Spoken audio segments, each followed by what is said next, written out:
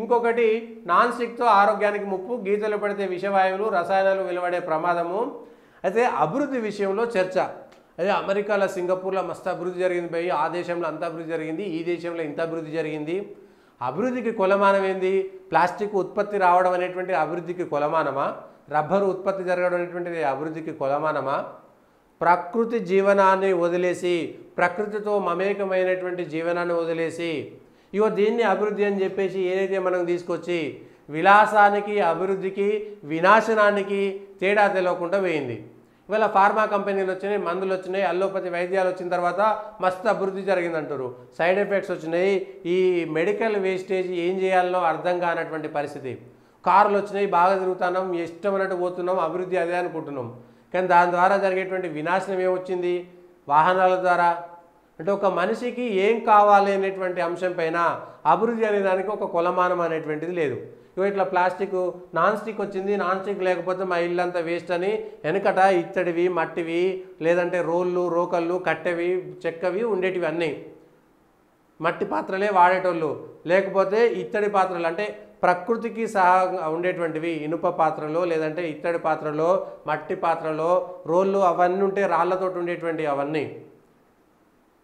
Organic ఏవి క్రిమి సంహార మందులు వచ్చిన తర్వాత, యూరియాలు, డిఏపీలు, ఈ మందులు వచ్చిన తర్వాత మస్తు అభివృద్ధి జరిగింది, విపరీతమైనటువంటి ఉత్పత్తి వచ్చిందంటారు.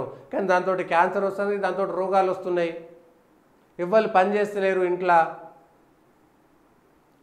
సో ఇది అభివృద్ధి అంటామా, వినాశనానికి మనం దారి తీస్తున్నామా?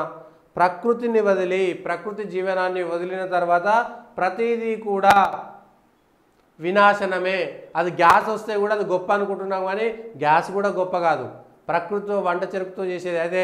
మళ్ళీ వీళ్ళు వితండవాదం చేస్తున్నారు, వీళ్ళంతా ఫండమెంటలిస్టులు అనేటువంటి మాట చెప్పి మళ్ళీ ఇది అది అభివృద్ధి అనేటువంటిది కానే కాదు. ఏదో యూట్యూబ్ ఛానల్ వచ్చినాయి, లేదా కెమెరాలు వచ్చినాయి కాబట్టి ఇది అభివృద్ధి అనుకుంటే అది అభివృద్ధి కానే కాదు. ప్రకృతి జీవనాన్ని, ప్రకృతి వినాశనం కాకుండా ఆయుర్వేదంతో ప్రతిదీ. నిన్న ఒక వార్త వచ్చింది, ఒక ఏమంటారు దాన్ని, గుడ్డేలు అంటారో దాన్ని ఇంకేమంటారో తెలియక, ఎలుగుబంటో ఇంకేదో ఉంటుంది కదా, అది ఆ అడవిలోకి వెళ్ళి తనకు గాయమైతే కొన్ని వనమూలికలను తీసుకొని తన గాయానికి రుద్దుకొని అదే చికిత్స చేసుకుంటున్న విషయాన్ని గమనించి రియాల. ఎప్పుడైనా పాము ముంగీస కూడా, పాము గరిస్తే ముంగీసవే ఏదో చెట్టు తింటుంది, ఆ చెట్టు తింటే వెంటనే పాము విషయానికి విరుగుడు వచ్చేస్తుంది. ఇట్లా వనమూలికలు ఏవైతే ఉంటాయో, ప్రకృతి సహజమైనటువంటి జీవితం ఏదైతే ఉంటుందో ఆ జీవనాన్ని వదిలేసిన తర్వాత ఆయుర్వేదం మీద విపరీతమైనటువంటి వ్యతిరేకత సృష్టించింది ఈ ఫార్మా ఇండస్ట్రీ వచ్చిన తర్వాత. అది వేస్ట్, నాటు ఆ మందులు అమ్ముకునేటోడంతా వృధా, వానికి తెలివి లేదనేటువంటి విధంగా వచ్చింది. సో ప్రకృతి సహజమైనటువంటి జీవితాన్ని వదిలేయడం వల్ల మళ్ళీ మనం అక్కడికి వెళ్ళాల్సిందే. అభివృద్ధి అనేటువంటిది 90% వినాశనం వైపే ఉన్నదనేటువంటిది మనం అర్థం చేసుకోవాల్సినటువంటి అంశం. ఇది